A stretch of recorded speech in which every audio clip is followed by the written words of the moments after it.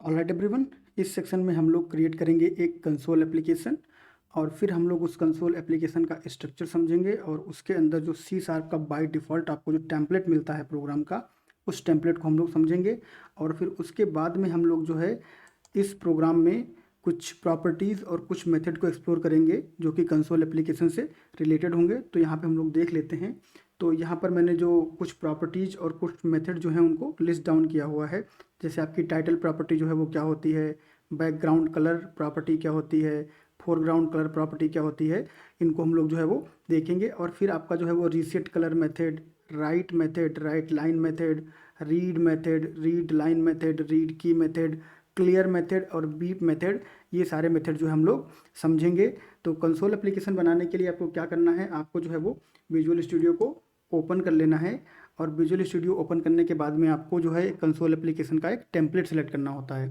तो कौन सा टेम्पलेट सेलेक्ट करना होता है उसको हम लोग समझेंगे। तो सबसे पहले आप यहाँ पे जो है वो क्रिएट प्रोजेक्ट पे क्लिक कर देंगे और क्रिएट प्रोजेक्ट पे क्लिक करने के बाद में आपको जो है यहाँ पर कुछ ऑप्शंस मिल जाते हैं।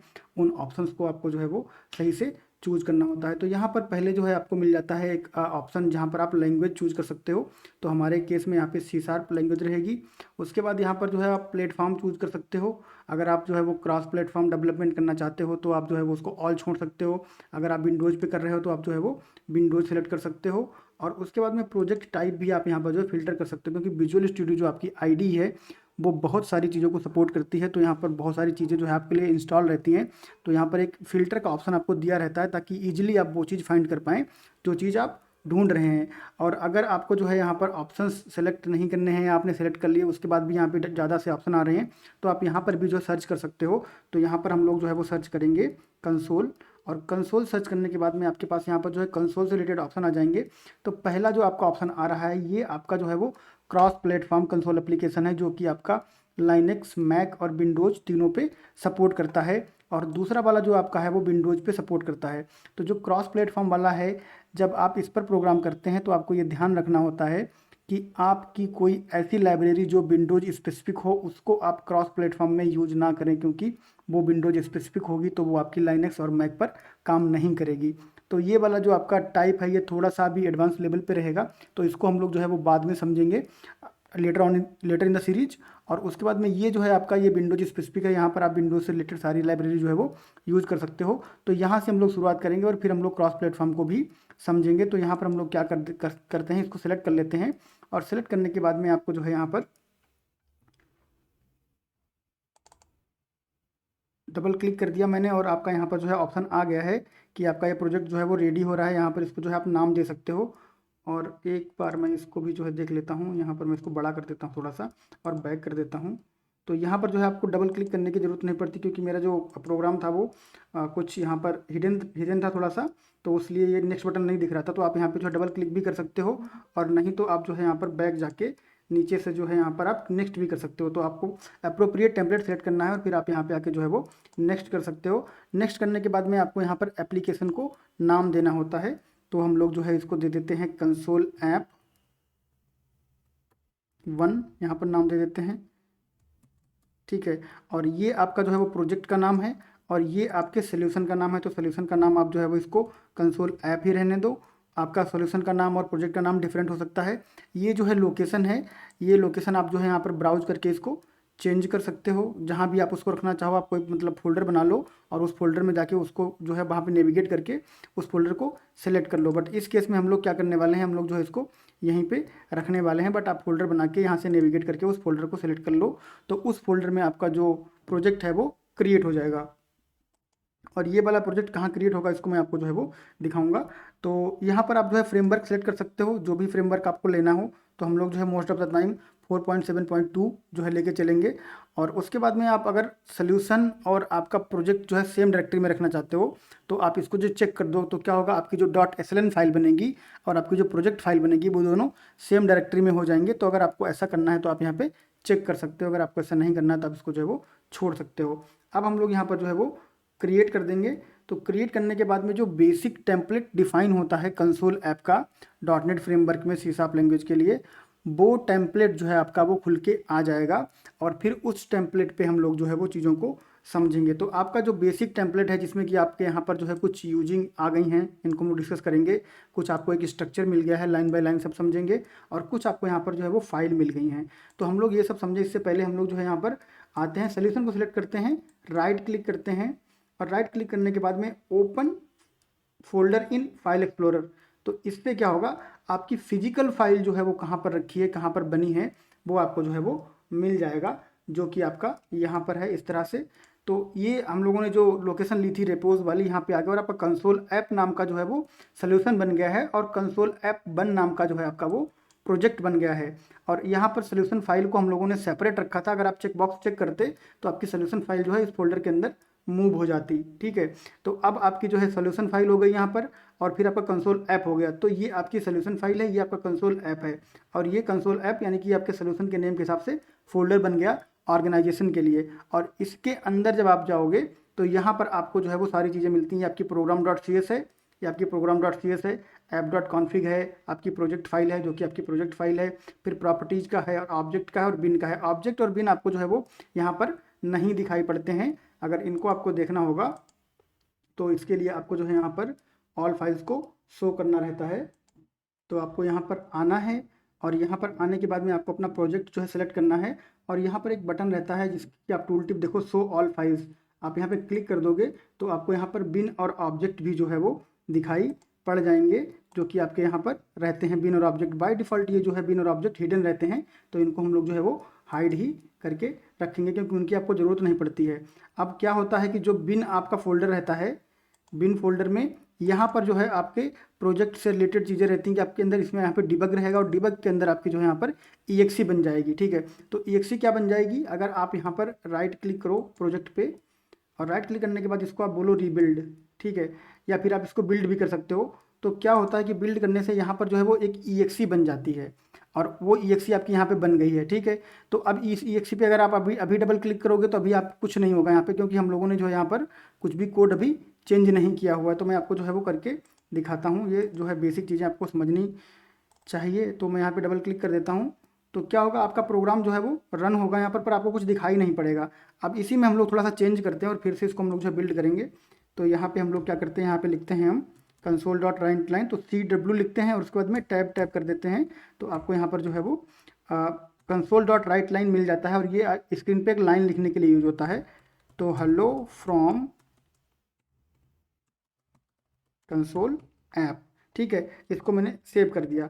अब हम लोग जो है यहाँ पर आएंगे, और आने के बाद में ये आपका जो है यहाँ पर अभी इसको आप डबल क्लिक करोगे तो आपको जो मैसेज है वो नहीं दिखेगा। ठीक, क्योंकि अभी हम लोगों ने जो है प्रोग्राम को अपने बिल्ड नहीं किया है। ठीक है, तो बिल्ड करने के लिए हम लोग को क्या करना पड़ेगा, तो यहाँ पे आपको जो है राइट क्लिक करना पड़ेगा, और राइट क्लिक करने के बाद आपको यहाँ पे जो है बिल्ड करना पड़ेगा। बट उससे पहले हम यहाँ पर एक और स्टेटमेंट लिखेंगे, जो कि स्टेटमेंट आपका रहेगा console.readline का। console.readline या रीड की या रीड, इसका मतलब ये होता है कि ये आपके इनपुट के लिए वेट करेगा, यानी कि आपकी स्क्रीन जो है वो रुक जाएगी। जो आपकी विंडो आती है, जो ब्लैक स्क्रीन आती है, वो रुक जाएगी और आपके इनपुट के लिए वेट करेगी। अगर ये लाइन नहीं होगी तो ये मैसेज फटाक से आपको दिखा के स्क्रीन क्लोज हो जाएगी, तो आपको जो पता भी नहीं चलेगा कब स्क्रीन आपको बस ब्लिंक होता हुआ दिखेगा, उससे आपको मैसेज नहीं दिखेगा। बट यहाँ पर मैसेज लिखेगा, और उसके बाद में आपने यहाँ पे console.read दिया हुआ, जिसका मतलब कि इसको कुछ कंसोल से रीड भी करना है। तो ये आपका वेट करेगा, जब आप वहाँ पे कुछ इनपुट दोगे, कुछ भी एंटर वगैरह करोगे, तब जो है आपकी स्क्रीन क्लोज होगी, अदरवाइज आपके लिए वेट करेगी। तो अब आपको यहाँ पे क्या करना है, राइट क्लिक करना है, राइट क्लिक करके आपको यहाँ पे जो है वो रीबिल्ड कर देना है। तो रीबिल्ड करने के बाद में क्या होगा, आपका यहाँ पर जो कोड था, ये जो कंसोल ऐप का EXE था, ये फिर से जो है बिल्ड हो जाएगा, और जो हम लोगों ने नए चेंजेस किए हैं वो चेंजेस यहाँ पे रिफ्लेक्ट होने लगेंगे। तो हम डबल क्लिक करेंगे यहाँ पे। तो डबल क्लिक जब आप करेंगे तो आपको हेलो फ्रॉम कंसोल ऐप जो हम लोगों ने यहाँ पे लिखा है, इसको मैं इस तरह से कर देता हूँ, इसको मैं कर देता हूँ मिनिमाइज। तो जो हम लोगों ने यहाँ पे लिखा है हेलो फ्रॉम कंसोल ऐप, वो आपको जो है वहाँ यहाँ पे दिख रहा है, आपकी कंसोल पे आपको जो है वो दिख रहा है। तो इससे क्या हो रहा है कि हम लोग जो हमारा EXE बन रहा है, उस EXE को डायरेक्ट भी रन करवा सकते हैं यहाँ से, इस लोकेशन पे जाकर। और यहाँ हम लोग आए कैसे थे, यहाँ पे हम लोग आए हैं अपने प्रोजेक्ट पे, आपको राइट क्लिक करना है, और राइट क्लिक करने के बाद में आपको कहना है open folder in file explorer, और उसके बाद में आपका जो फोल्डर है वो फाइल एक्सप्लोरर में ओपन हो जाएगा। आपको यहाँ पे बिन में जाना है, बिन के अंदर आपको डिबग में जाना है और यहाँ पर आपको जो है वो EXE मिलेगा। तो ये तो EXE रन करवाने का तरीका हो गया। प्रोग्राम हम लोग जब प्रोग्रामिंग करेंगे तो हर बार हम लोग EXE जाकर रन नहीं करवाएंगे। हम लोग क्या करेंगे, हम लोग यहीं से जो है प्रोग्राम को रन करवाएंगे। तो यहाँ से जब आप प्रोग्राम रन करवाते हो तो क्या होता है, प्रोग्राम आपका कंपाइल होता है, बिल्ड होता है और फिर रन होता है। ठीक है, तो पहले आपका होता है कंपाइल, फिर बिल्ड और फिर रन। तो यहाँ पे हम लोग क्या करेंगे, यहाँ पे जो है हम लोग इसको चला देंगे। तो अब आप यहाँ पे जो है लॉग नीचे जनरेट होंगे, उनको आप ध्यान से देखना कि कैसे जो है यहाँ पर चीज़ें होती हैं। तो यहाँ पर जो है आपका console hello from console app जो है वो आ गया है। और ये किस तरह से हुआ, इसको मैं जो है एक बार क्लोज कर देता हूँ और क्लोज करने के बाद मैं यहाँ पे ब्रेक पॉइंट लगा देता हूँ और फिर आपको जो है चीज़ें एक एक करके समझ में आएंगी। तो आपका कॉन्सेप्ट जो है वो पूरी तरह से क्लियर जो है वो हो जाएगा। तो यहाँ पर जो है आपको ब्रेक पॉइंट लगा देना है। क्लास लेवल पे आपका जो है ब्रेक पॉइंट वो लगता नहीं है, आपको जो है मेथड लेवल पे यहाँ पे लगाना पड़ेगा। और ब्रेक पॉइंट जो है वो आप F9 कीबोर्ड पे F9 करके भी जो है वो लगा सकते हो। जैसे आपको यहाँ पे लगाना है तो लाइन रखना है और यहाँ पे आपको जो है F9 कर देना है। फिर से F9 करोगे तो आपका जो ब्रेक पॉइंट है वो हट जाएगा। तो F9 से ब्रेक पॉइंट लगता है और F9 से ब्रेक पॉइंट आपका जो है वो हटता है। तो मैं कीबोर्ड पे F9 जो है वो प्रेस कर रहा हूँ, तो आपका जो है इस तरह से हो रहा है। तो लगा दिया मैंने यहाँ पे और अब इसको जो है मैं चला देता हूँ यहाँ पे।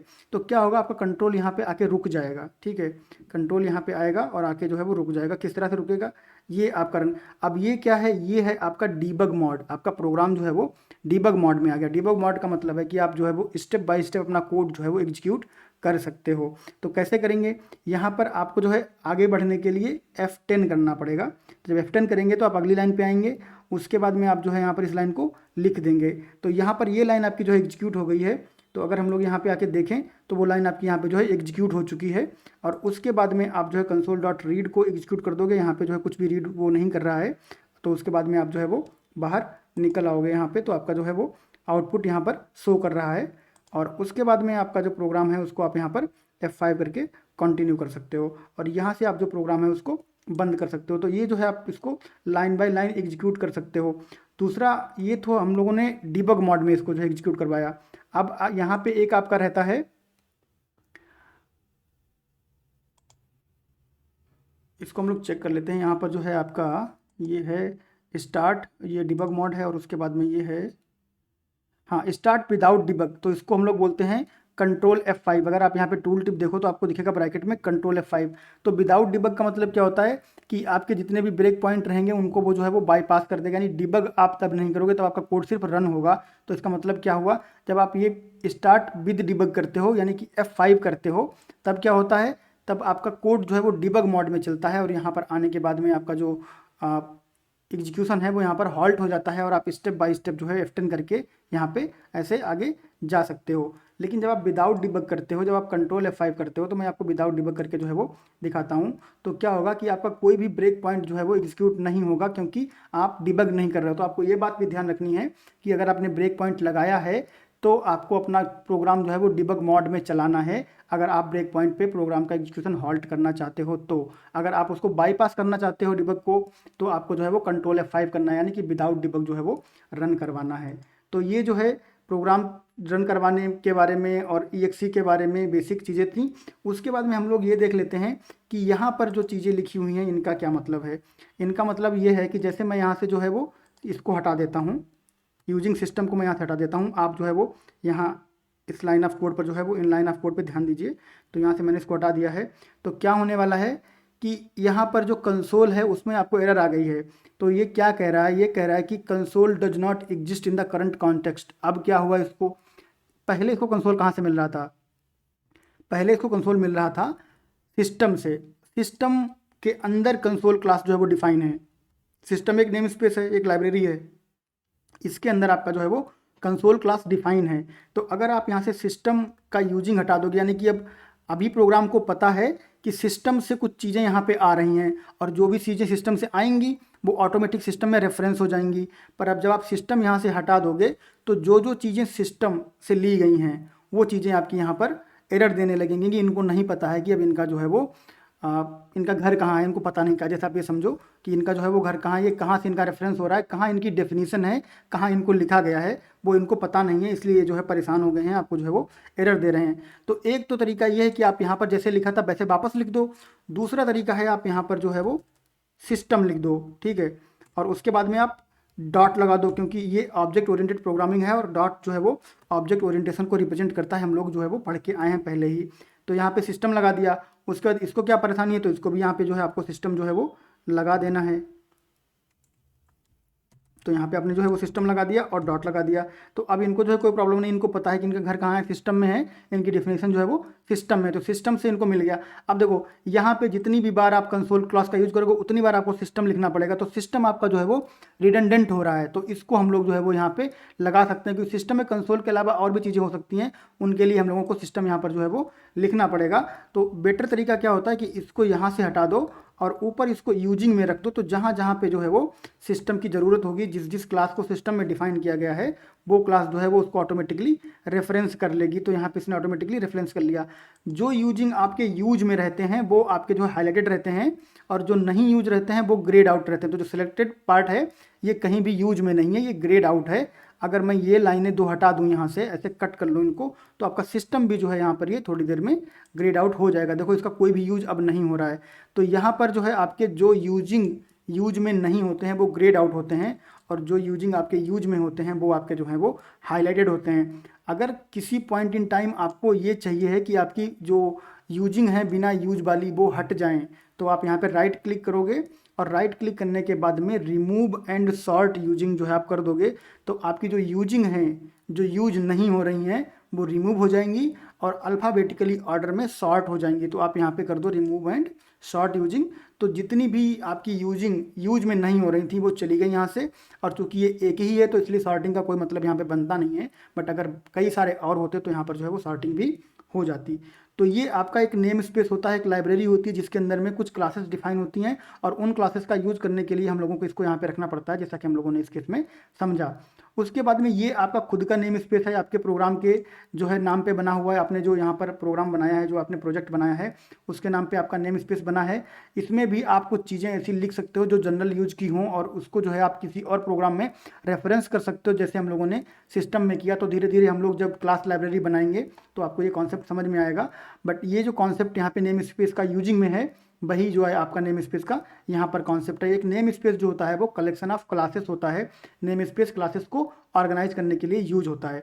उसके बाद में आपकी क्लास इन इटसेल्फ यहाँ पर है, ठीक है। तो ये जो आपकी यहाँ पे क्लास बनी है और क्लास में मेथड है, ठीक है। तो क्लास जो है, क्लास क्या होती है, क्लास में आपके मेथड होते हैं, डेटा मेंबर होते हैं, और जब हम ऊप्स पढ़ेंगे तो हम लोग क्लास को बहुत डिटेल में समझेंगे। बट अभी के लिए हम लोगों को इतना समझना चाहिए यहाँ पर कि क्लास में आपके जो डेटा मेंबर होते हैं और मेथड्स होते हैं, और यहाँ पर ये आपका जो है वो मेथड है जो कि मेन मेथड है। आपका प्रोग्राम का एग्जीक्यूशन यहीं से शुरू होता है। अगर आप यहाँ पर कोई और मेथड बना दोगे, फॉर एग्जाम्पल हम लोग यहाँ पर बना देते हैं स्टैटिक वॉइड से हेलो, ठीक है। एक मेथड हम लोग यहाँ पर बना देते हैं और यहाँ पर हम लोग लिख देते हैं फिर से एक, यहाँ पर कंसोल डॉट लिख देते हैं हेलो फ्रॉम से हेलो, ठीक है।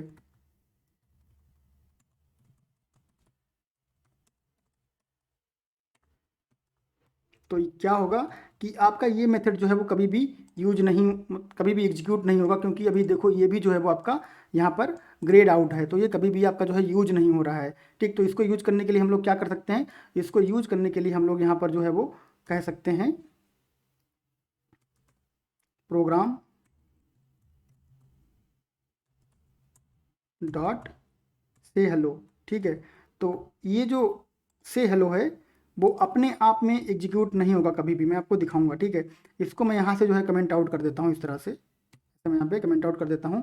तो ये से हेलो जो है वो कहीं भी यूज नहीं हो रहा है, यहाँ पे कमेंट आउट है। और कमेंट करने के लिए आपको यहाँ पर जो है वो इस तरह से डबल स्लैश जो है वो लगा देना पड़ता है, और ये जो है आपका ग्रीन कलर में टर्न हो जाता है। तो ग्रीन कलर का मतलब यहाँ पर है कि ये आपका जो है वो कमेंट हो गया, सिंगल लाइन कमेंट हो गया। अगर आपको कभी मल्टी लाइन कमेंट जो है वो लिखना है तो आप इसको जो है इस तरह से कर दोगे, तो ये आपका जो है वो मल्टी लाइन कमेंट होता है, कि यानी कि आपका जो स्लैश होता है उसके बाद में स्टार होता है, और फिर जहाँ पे बंद करना है वहाँ पे स्टार और स्लैश लगा के बंद कर दो।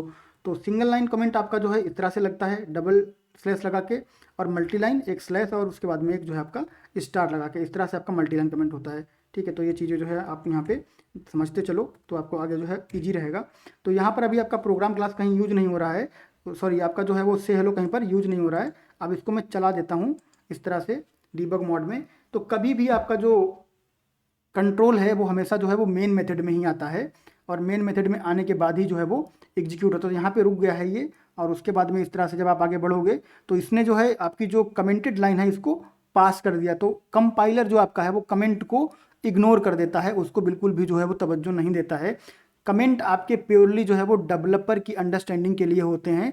अगर आप कोई प्रोग्राम ऐसा बना रहे हो जो कि बड़ा प्रोग्राम है और आपको लगता है कि जो जैसा कि रियल सिनेरियो होता है कि कोई भी डेवलपर किसी कंपनी को ज्वाइन करता है, वहाँ पे कुछ दिन काम करता है, फिर वो जो है वो मूव कर जाता है किसी और कंपनी में, दूसरा कोई डेवलपर आता है उसको बैकअप करना होता है।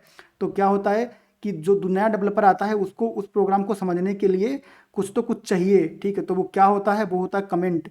और एक प्रोग्राम जिसमें अच्छे से कमेंटिंग की गई हो उसको बहुत अच्छा प्रोग्राम माना जाता है, क्योंकि उसको कोई भी इजीली जो है वो सपोर्ट कर सकता है। बट ये कंपाइलर जो है वो आपके कमेंट को सिंपली इग्नोर कर देता है। तो आप जो है यहाँ पर कितने भी लाइन के कमेंट लिख सकते हो, समझाने के लिए अपना कोई कोड कमेंट कर सकते हो, कंपाइलर जो है उसको बिल्कुल इग्नोर करता है। तो कमेंटिंग जो है वो एक अच्छी बात होती है। और अगर आपने कोई सैम्पल कोड ट्राई आउट किया है और आप डिफरेंट डिफरेंट कोड ट्राई कर रहे हो तो उसमें भी आप कमेंटिंग कर सकते हो। एक कोड को कमेंट कर सकते हो, दूसरे कोड को जो है वो आप चला सकते हो, फिर दूसरे को कमेंट कर सकते हो, पहले को चला सकते हो। तो यहाँ पर आपका जो से हेलो था उसको इसने यहाँ पे इग्नोर कर दिया और ये आगे बढ़ गया है। अब आगे बढ़ने के बाद में आपके यहाँ पे मेथड मिल गया, मैसेज मिल गया।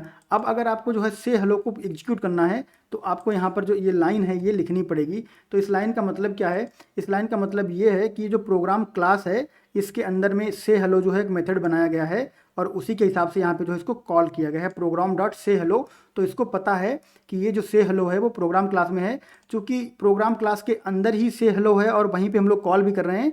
तो प्रोग्राम क्लास जो है वो लिखने का कोई मीनिंग नहीं है, इसीलिए ये ग्रेड आउट है। तो आप इसको जो है वो हटा भी सकते हो, बट इसको लिखना जो है वो एक बेस्ट प्रैक्टिस माना जाता है। बट मैं आपको दोनों तरीके से जो है चला के दिखा दूंगा कि अभी मैंने लिखा हुआ है। तो अब क्या होगा, अब ये लाइन ऑफ कोड जो है एग्जीक्यूट होगा। तो मैं चला देता हूँ इसको,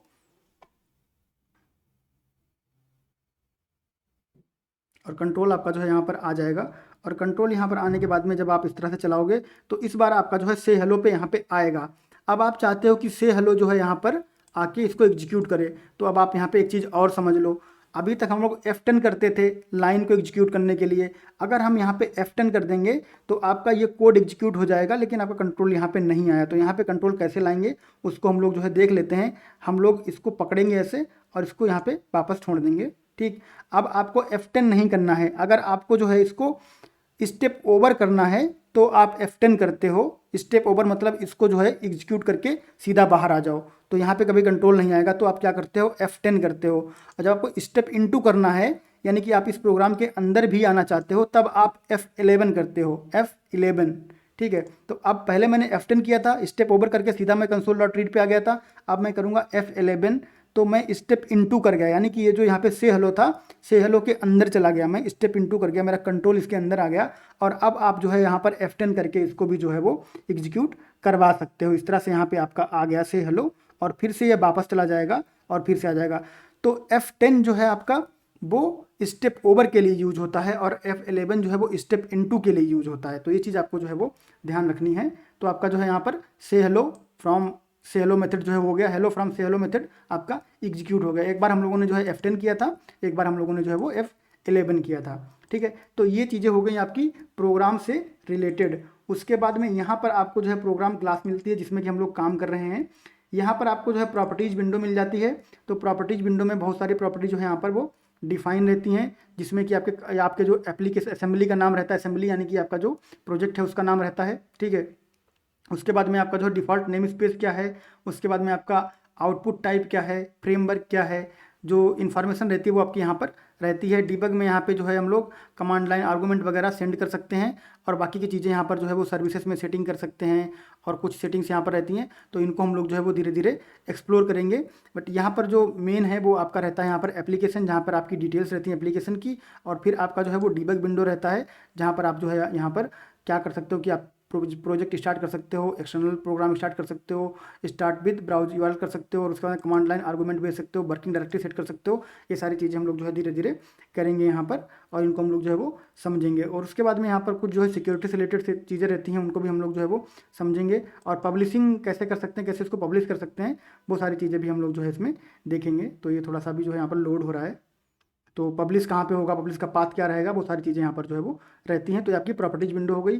उसके बाद में रेफरेंसेस में आपके यहाँ पे जो भी असेंबली यूज हो रही हैं बाय डिफ़ॉल्ट, जो नेम स्पेस यहाँ पे थे जिनको हम लोगों ने हटा दिया, वो आपके यहाँ पर भी रहते हैं, क्योंकि बैकिंग के लिए आपको चाहिए होता है। अगर आपका सिस्टम यहाँ से डिलीट हो जाएगा तो यहाँ पे रखने का कोई मतलब नहीं बनता है। तो यहाँ पर आप तभी रख सकते हो जब आपके रेफरेंसेस में हो, और ये रेफरेंस जो है आपके कंप्यूटर पे होना चाहिए, जहाँ पे आपका प्रोग्राम रन हो रहा है, जहाँ पे आपका जो है एप्लीकेशन रन हो रहा है, वहाँ पर ये रेफरेंस होना चाहिए, तभी आप इसमें यहाँ पे जो है वो रेफरेंस कर सकते हो। उसके बाद में ये आपकी जो है कॉन्फ़िग फाइल रहती है, इसमें आप डिफरेंट कॉन्फ़िगरेशन, जैसे कि आपके कनेक्शन स्ट्रिंग वगैरह रख सकते हो, या कुछ और की वैल्यू पेयर आपको यहाँ पे रखने हैं तो वो रख सकते हो। ये आपकी XML टाइप की फाइल होती है। तो जैसे जैसे हम लोगों को जो है इसका यूज होगा वैसे वैसे हम लोग यहाँ पर रखेंगे। बट आप यहाँ पे समझ सकते हो कि जैसे यहाँ पे जो है सपोर्टेड रन टाइम रखा गया है, उसका वर्जन क्या है, और उसका स्टॉक कीपिंग यूनिट SKU क्या है, वो यहाँ पर जो है आपका वो लिखा हुआ है। तो ये आपकी XML फाइल है। तो इस तरह से ये जो है वो बेसिक स्ट्रक्चर है आपके कंसोल एप्लीकेशन का, जो कि मिलता है आउट ऑफ द बॉक्स जब आप क्रिएट करते हो। अब यहाँ पर हम लोग जो है वो कुछ चीज़ों को समझ लेते हैं। ये जैसे कि आप यहाँ पे डिलीट करते हो और कोई चीज़ आउट ऑफ रेफरेंस होती है, आपको यहाँ पर जो है एरर आ जाती है। और एरर पे जब आप यहाँ पे एरर आती है तो यहाँ पे पोटेंशियल फिक्स आपको दिखता है, किस तरह से उसको आप पोटेंशियली फिक्स कर सकते हो। तो आपको बोलेगा मेथड जनरेट कर लो, और उसके बाद में बाय डिफ़ॉल्ट नई एक्सेप्शन सेंड करता है ये, बट इसको आप जो है वो बाद में चेंज कर सकते हो। और ये एरर आपको यहाँ पर भी दिखती है, और यहाँ पर आपको जो है एरर मिलेगी, program does not contain a definition for say hello.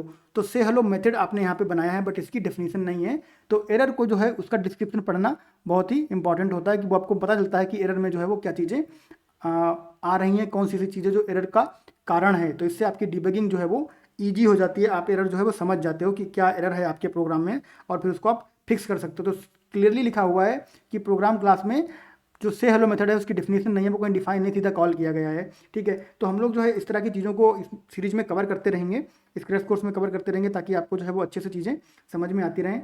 तो अभी हम लोगों के लिए फिक्स क्या है कि इसको हम लोग जो यहाँ से हटा दें और हमारा प्रोग्राम फिक्स, क्योंकि अभी हम लोग जो है वो से हेलो मेथड को डिलीट ही कर रहे हैं।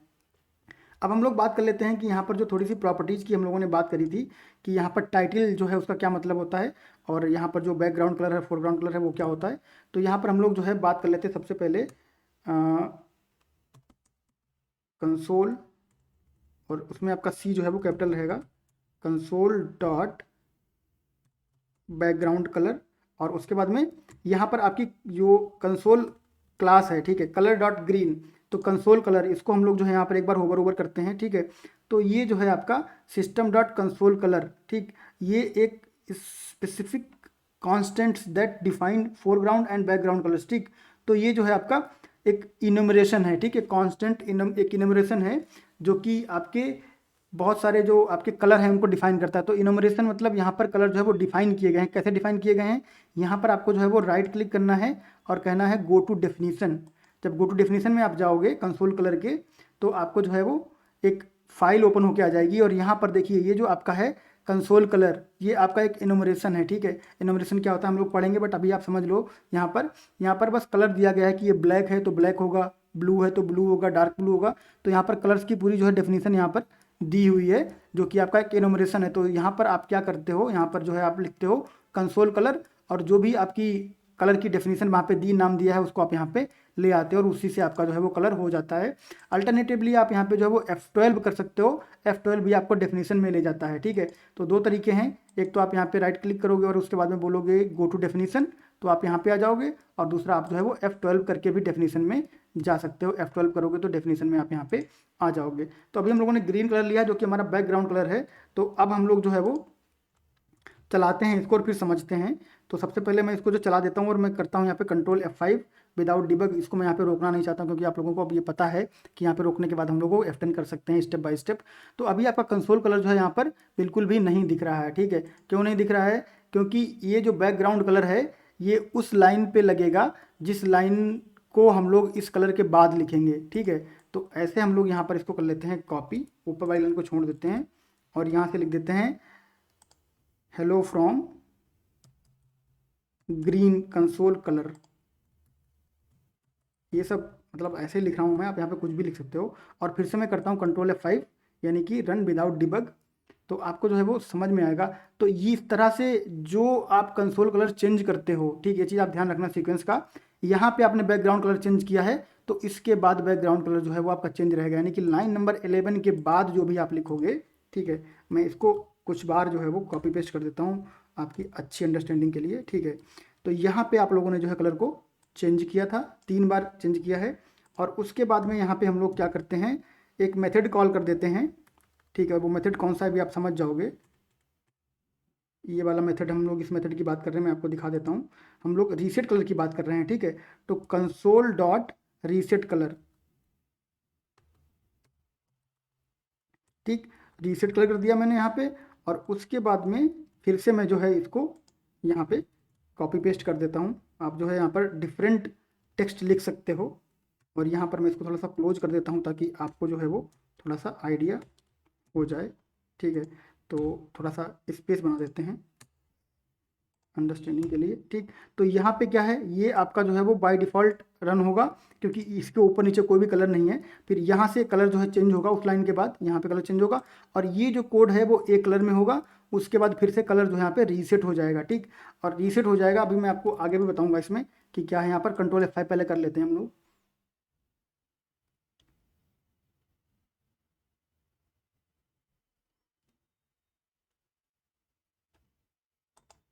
ऑल राइट, ये ऑलरेडी ओपन है, इसको मैं क्लोज कर देता हूँ।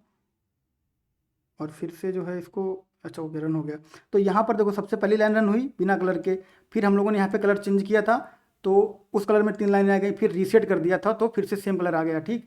अब ज़रूरी नहीं है कि आप जो है वो कलर के बाद रीसेट ही करो। अगर आपको यहाँ पे जैसे कि ऐसे करना है और आप यहाँ पर जो है वो इसको इस तरह से रिप्लेस कर दो और ग्रीन की जगह पे आप यहाँ पे जो है वो वाइट कर दो या ब्लू कर दो, जो भी आपका मन करे, ठीक है। और उसके बाद में आप यहाँ पे आओ और फिर यहाँ पर जो है आप रीसेट कलर कर दो, कंसोल डॉट रीसेट कलर, ठीक है। तो ये चीज़ जो है वो आपको समझनी पड़ेगी कि किस तरह से ये जो है वो काम करता है। और उसके बाद में फिर से मैं इसको जो है वो चला देता हूँ।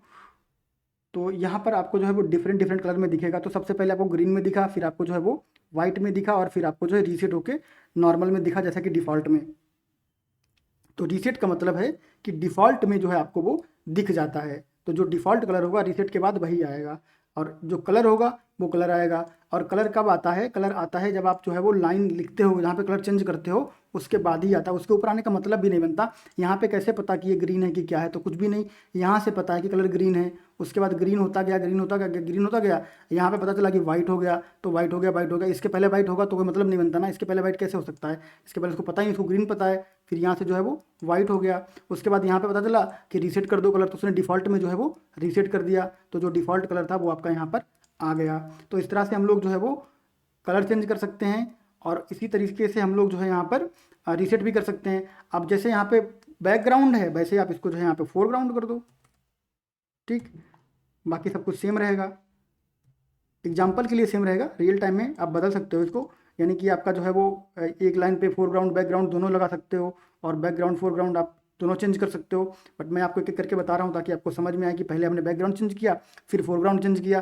पर ये जरूरी नहीं कि पहले आप बैकग्राउंड चेंज करो फिर आप फोरग्राउंड चेंज करो। आप जो है दोनों कलर एक साथ यूज कर सकते हो, बैकग्राउंड फोरग्राउंड, एक लाइन में बैकग्राउंड चेंज करो, एक ग्राउंड में फोरग्राउंड, एक लाइन में फोरग्राउंड चेंज करो और बस हो गया काम। तो अभी वो भी करके देख लेंगे। तो यहाँ पे हम लोग जो है इसको चला देते हैं और रीसेट कलर दोनों के लिए यूज होता है, बैकग्राउंड के लिए भी फोरग्राउंड के लिए। बैकग्राउंड रीसेट फोरग्राउंड रीसेट ऐसा कुछ नहीं होता है, रीसेट मतलब रीसेट, सब रीसेट, ठीक। तो ये बात जो है आप ध्यान रखना। तो यहाँ पर जो है आपको कुछ एरर आई हैं और एरर जो है वो आती रहती हैं, उनको आने दो और फिर उनको ढूंढो और फिक्स कर दो, ठीक।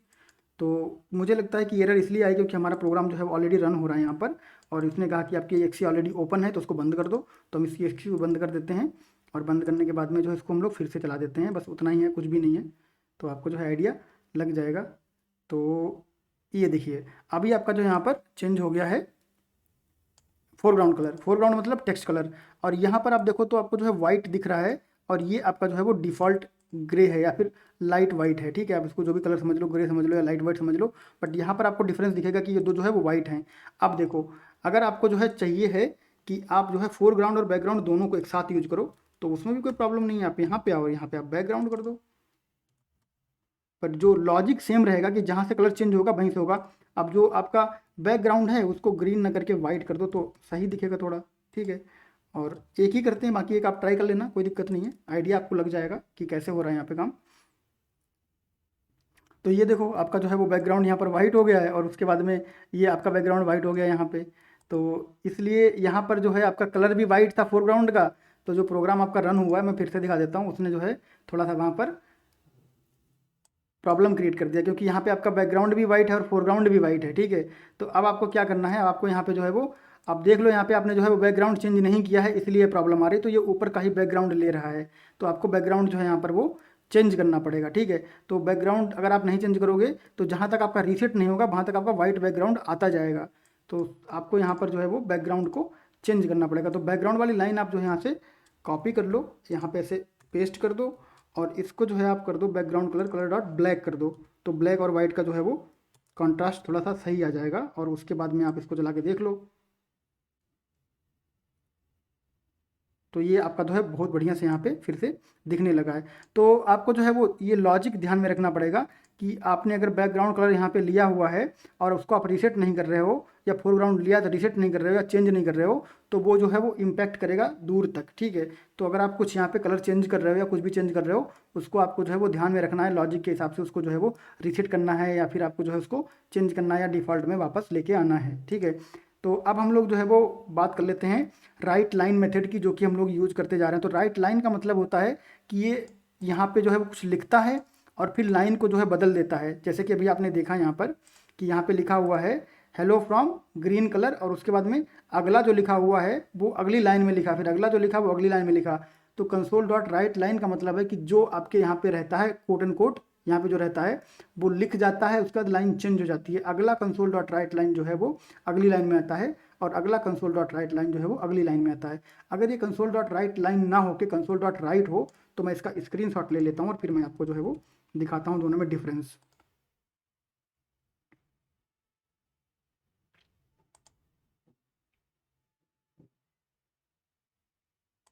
इसको हम लोग स्निप कर लेते हैं यहाँ से ऐसे। ये हमारा जो है राइट लाइन के साथ है, ठीक है। और उसके बाद में जो राइट के साथ होगा उसको हम लोग जो है वो समझेंगे। तो राइट लाइन वाला हम लोगों ने जो है यहाँ पर ये इस तरह से रख लिया है, और यहाँ पे अब हम लोग जो है वो राइट लाइन को राइट कर देंगे। सिंपल यहाँ पे राइट कर दो, तो आपको जो है राइट का कॉन्सेप्ट समझ में आ जाएगा ऐसा। और यहाँ पे इन सबको मैं यहाँ से जो है हटा देता हूँ, ज़्यादा ज़रूरत नहीं है, ठीक है। आइडिया आप जो है वो समझ चुके हो बैकग्राउंड पर फोरग्राउंड कलर का। इसको मैं रन कर देता हूँ विदाउट डिबग। तो ये देखो ये आपका जो है राइट लाइन है, सॉरी ये आपका राइट है, पहले जो था वो राइट लाइन था। अब यहाँ पे देखो आपका जो राइट लाइन है, इसके बाद में आपको यहाँ पे ये जो राइट लाइन था, इसके बाद में आपको न्यू लाइन मिला, फिर सब राइट राइट राइट है, तो ये एक ही लाइन में आ गया, ठीक। उसके बाद फिर आपका यहाँ पे जो है वो राइट लाइन है, तो नेक्स्ट लाइन में ये लिखा गया है, ठीक है। तो ये इस तरह से है, और जो हमारा पुराना आउटपुट था वो इस तरह से है। तो राइट लाइन का मतलब है कि लाइन चेंज हो जाएगी, राइट का मतलब है कि लाइन चेंज नहीं होगी। बिल्कुल सिंपल तरीके से देख लेते हैं इसको। सब कुछ हटा दो यहाँ से, ठीक है, और इसको लिखो आप एक लाइन में, मैं आपको जो है समझा देता हूँ यहाँ से हेलो, और उसके बाद में इसको जो है राइट कर देना है, राइट लाइन नहीं करना है। राइट लाइन हम लोग जो है वो समझ चुके हैं। यहाँ से आप कंट्रोल डी करके जो है डुप्लीकेट कर सकते हो, ठीक है। कंट्रोल डी किया मैंने, तो ये लाइन आपकी जो है वो डुप्लीकेट हो गई है यहाँ पे। और यहाँ पर मैं जो है लिख देता हूँ हेलो, उसके बाद में लिख देता हूँ मैं from console, control D duplicate, और यहाँ पर ऐप, ठीक।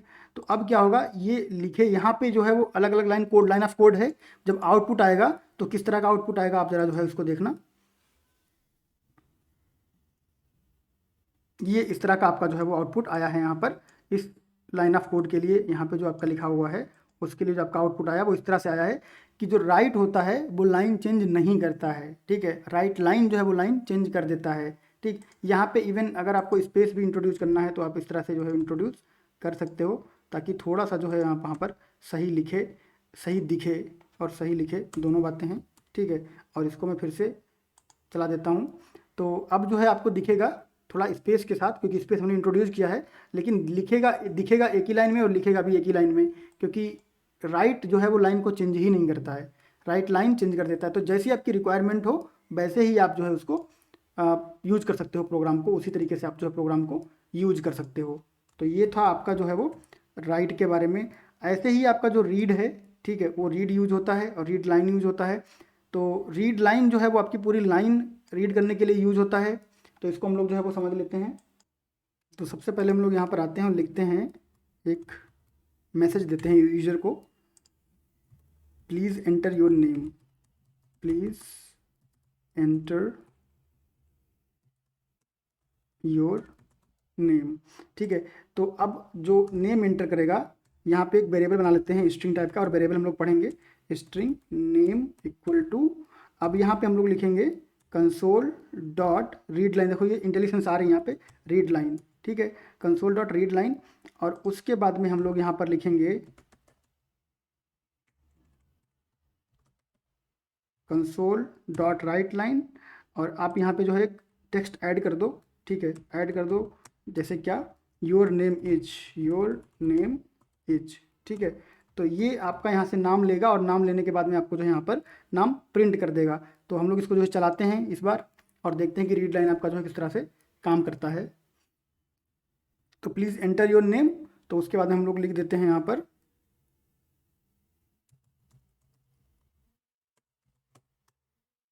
योर नेम इज, और ये आपका जो है यहाँ पर नाम आ गया, जो भी आप जो है यहाँ पर लिखना चाहते हो। तो यहाँ से इसने क्या किया, पूरी की पूरी जो आपने लाइन लिखी है यहाँ पर, ठीक, एंटर योर नेम, उसके बाद में इसने जो क्या किया है कि आपको जो है वो आपका नाम रीड करके दे दिया है। और यहाँ पे इसने जो है लाइन चेंज नहीं की, क्योंकि हम लोग राइट यूज कर रहे हैं, इसलिए थोड़ा सा कन्फ्यूजिंग लग रहा होगा। तो मैं राइट लाइन कर देता हूँ यहाँ पे और फिर से इसको रन करा देता हूँ, तो आपका कॉन्सेप्ट जो है वो क्लियर हो जाएगा। तो जैसी रिक्वायरमेंट हो, अब देखिए नई लाइन पे आपका इनपुट आ गया है, सॉरी नई लाइन पे आपका कंट्रोल आ गया है, और यहाँ पे आप जब नाम लिखोगे इस तरह से और इसका एंटर करोगे तो आपको यहाँ पे जो है वो आ जाएगा। कोई भी आप लाइन यहाँ पे लिख सकते हो, ठीक है। लाइन का मतलब आपकी लाइन बड़ी भी हो सकती है, ज़रूरी नहीं है। तो इस तरह से मैं अगर कुछ लिख देता हूँ, ठीक है, तो उसके बाद में योर नेम इज, और ये पूरा का पूरा टेक्स्ट आपका जो है रीड हो जाएगा। तो ये है रीड लाइन, ठीक है, रीड लाइन। अब रीड की क्या करता है, सॉरी एक बार हम लोग देख लेते हैं, एक और मेथड है यहाँ पर, उसको भी हम लोग समझ लेते हैं। रीड, तो रीड क्या करता है, ये आपका जो है वो ASCII वैल्यू रिटर्न करता है, ठीक। तो जैसे मैं यहाँ पे आऊँ और यहाँ पे मैं लिखूँ please enter a character, please enter a character, और उसके बाद में मैं यहाँ पे लिखूँ रीड, और यहाँ पर मैं लिखता हूँ इंट। देखो रीड जो है यहाँ पे जैसे मैंने रीड किया तो इसने एरर दे दिया, क्योंकि रीड जो है वो ASCII वैल्यू रिटर्न करेगी, और वो आपकी जो है वो इंटीजर टाइप की होती है। आप यहाँ पे देख लो इंटीजर टाइप की होती है, इसलिए यहाँ पे इंटीजर स्ट्रिंग का एरर आ रहा है। और इसको आप अभी बस समझ लो कि ये जो है कंपैटिबिलिटी इशू है, इसको हम लोग वेरिएबल वाले सेक्शन में डिटेल में पढ़ेंगे। तो इसको भी मैं इंट में कर देता हूँ इस तरह से, ठीक है, थोड़ा थोड़ा आइडिया आपको अभी से हो जाएगा। और उसके बाद में ये नेम जो है आपका वो यहाँ पर आ जाएगा, यानी नेम इसको बोल सकते हैं ASCII वैल्यू जो है कर दे कंट्रोल डॉट, और जितने भी रेफरेंस आपके होंगे वो चेंज हो जाएंगे। तो मैंने क्या किया, कंट्रोल डॉट किया, उसके बाद रीनेम किया, तो यहाँ पर भी जो है वो ASCII automatically visual studio change कर देगा। अब मैं इसको चला देता हूँ, चलाने के बाद में मैं एक करेक्टर वहाँ पे एंटर करूँगा, तो उस करेक्टर की जो ASCII वैल्यू होगी वो आपकी यहाँ पर जो है वो प्रिंट हो जाएगी। तो जैसे मैं यहाँ पे ए एंटर करता हूँ, तो ए की जो ASCII वैल्यू है वो 97 आपकी यहाँ पर जो है प्रिंट हो गई। तो जो रीड होता है आपका वो ASCII वैल्यू जो है प्रिंट करने के लिए यूज होता है। तो यहाँ पर एक और हमारा जो है वो रह जाता है, जो कि हमारा है, देख लेते हैं इसको, रीड की। और ये जो है आपकी की कंसोल की इन्फो रिटर्न करता है, ठीक है। तो इसको हम लोग जो है वो इसको भी समझ लेते हैं, कंसोल की इन्फो जो किस तरह से रिटर्न करता है। तो यहाँ पे हम लोग जो है इसको बोलते हैं रीड की,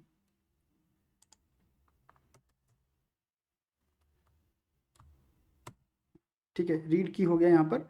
और ये जो आपका रहेगा ये चेंज हो जाएगा, ये किस तरह से हो जाएगा, ये हो जाएगा कंसोल की इन्फो, कंसोल की इन्फो, ठीक है। ये कॉम्प्लेक्स टाइप है, इसको हम लोग जो है पढ़ेंगे। और यहाँ पर जो है वो आप इसको एक वेरिएबल बना के दे सकते हो इस तरह से, कंसोल की इन्फो, ये वेरिएबल बना लिया मैंने, कोई भी नाम रख सकते हैं इसका आप। और यहाँ पर जो है आप लाएंगे इस तरह से, ठीक है। तो यहाँ पर जब डॉट करेंगे तो आपको कुछ चीज़ें मिलेंगी, जैसे की कैर ले सकते हैं आप, की ले सकते हैं, वो आपको यहाँ पर जो है मिल जाएगा। तो हम लोग यहाँ पर जो है वो की लेते हैं, किस तरह से क्या हुआ, तो यहाँ पर की लेते हैं और उसके बाद में एक और स्टेटमेंट चलाते हैं, कंट्रोल डी कर देते हैं। तो यहाँ पे लिखते हैं की इज़ कंसोल की और की कैर इज़ लिख देंगे। तो जो कंसोल इन्फो क्लास है वो आपको की और की कैर जो है वो वापस करती है, और ये हम लोगों को जो है यहाँ से मिलता है। इस तरह से की मिलेगा और की कैर मिलेगा। मॉडिफायर्स भी ले सकते हैं हम लोग, और जो है इसको स्ट्रिंग में कन्वर्ट कर सकते हैं। कुछ मेथड यहाँ पे रहते हैं, जैसे की है, की कैर है, मॉडिफायर है, ये जो है हम लोग यहाँ पर यूज़ कर सकते हैं। तो यहाँ पर हम लोग जो है उसको चला देते हैं, और इसको जो है हम लोग समझते हैं कि किस तरह से हमें जो है यहाँ पर मिलता है कुछ भी की के हिसाब से, जो की प्रेस करेंगे उसके हिसाब से। तो मैं यहाँ पर जो है वो प्रेस करता हूँ स्मॉल ए, और यहाँ पे हमारी जो की है वो आ गई है, और की कैर भी हमारा यहाँ पर जो है वो ए आ गया है। और इसके बाद में हम लोग यहाँ पर जो है चलाते हैं इस तरह से। इस बार मैं प्रेस करूँगा कोई और की, जो कि आपका यहाँ पर है, डिबग मोड में चला दिया मैंने, कोई बात नहीं। तो इसको मैं यहाँ पे जो है ऐसा कर देता हूँ, और फिर मैं कर देता हूँ इसको यहाँ पे डी कर देता हूँ। तो आपकी डी यहाँ पर प्रिंट हो गई है, ठीक है। अब अगर मैं यहाँ पे मॉडिफायर भी प्रिंट करवाऊँ, ठीक है, यहाँ पे मैं मॉडिफायर भी प्रिंट करवाऊँ। अभी हमें जो है यहाँ पे की मिल रही थी, उसके बाद में मैं यहाँ पे जो है मॉडिफायर प्रिंट करवाना चाहता हूँ, तो मॉडिफायर, ठीक। इसको मैं हटा देता हूँ, नहीं तो डिबग मोड में यहाँ पे आ जाता है। हम लोग को पता है कि डिबग कैसे करते हैं।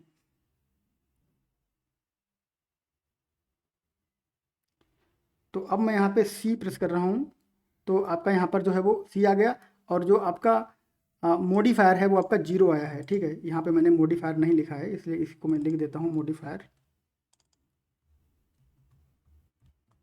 और इस बार मैं जो है वो शिफ्ट के साथ कुछ प्रेस करना चाहता हूँ, या फिर कंट्रोल के साथ। हम लोग देखेंगे कि मॉडिफायर में जो है क्या चेंजेस होते हैं, किस तरह की वैल्यू जो है मॉडिफायर दिखाता है। तो मैं यहाँ पर जो है वो शिफ्ट एस प्रेस किया मैंने, तो आपको जो है यहाँ पर शिफ्ट मॉडिफायर आपका जो है वो आ गया है। ऐसे आप कंट्रोल करेंगे तो मॉडिफायर का मतलब होता है कि जो आपकी शिफ्ट की, कंट्रोल की, ऑल्ट की जो होती हैं, इस तरह की जो की आपकी होती है वो मॉडिफायर होती हैं। और वहाँ पर आप ये पता कर सकते हो कि कौन सा मॉडिफायर की आपका जो है वो यूज हुआ है किस पर्टिकुलर की के साथ, ठीक है।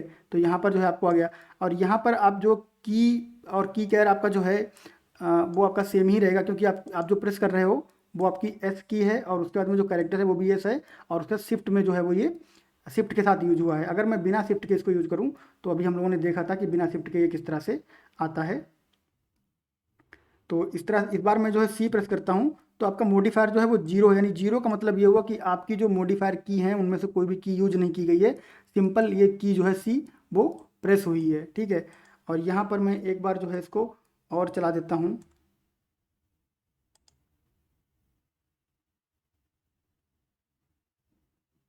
और इस बार मैं जो यहाँ पर डी प्रेस करता हूँ, तो आपको की मिल जाती है, और उसके बाद में आपको जो है वो की कैर मिल जाता है, और उसके बाद में आपको जो है वो मॉडिफायर मिल जाता है, ठीक है। तो यहाँ पर जो है इसको एक बार और रन करते हैं,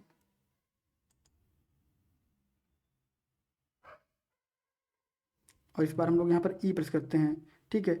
तो यहाँ पर आप देखो तो ये जो आपका ई की इज़ ई, और उसके बाद में की कैर इज़ ई, तो जो की है इसके साथ में आपका जो की है वो अटैच होके आ रहा है, यानी की इज कंसोल की।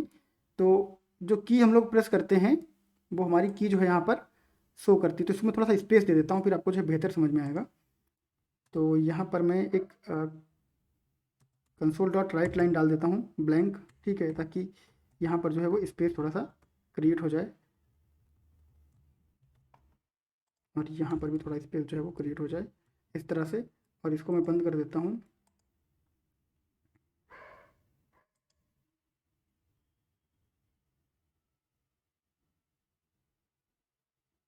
और अब मैं यहाँ पे जो ए प्रेस करता हूँ, तो आपका ए जो है वो आपका यहाँ पर प्रेस आपका प्रिंट हो जाता है, ठीक है। तो आपकी की प्रिंट हो गई है, उसके बाद में आपका जो है वो की कैर प्रिंट हो गया, और मॉडिफायर प्रिंट हो गया। कोई मॉडिफायर अगर आपका यहाँ पे प्रेस्ड होगा तो वो मॉडिफायर प्रिंट हो जाएगा। ये चीज़ हम लोगों ने जो है देख ली है। तो इस तरह से ये इंट्रोडक्शन टू जो हमारा प्रोग्रामिंग था, जिसमें हम लोगों ने जो है वो कंसोल क्लास के मेथड देखे, और हम लोगों ने जो है वो बेसिक स्ट्रक्चर देखा, किस तरह से कमेंट करते हैं, किस तरह से अनकमेंट करते हैं, किस तरह से डिबग करते हैं, स्टेप इनटू, स्टेप ओवर, और एरर वगैरह जो है कैसे हम लोग समझते हैं। बेसिक ओवर भी हम लोगों ने जो है इसका समझ लिया है। तो ये सेक्शन हमारा यहीं पे कंप्लीट हो जाता है। मिलते हैं नेक्स्ट सेक्शन में, तब तक के लिए बाय बाय।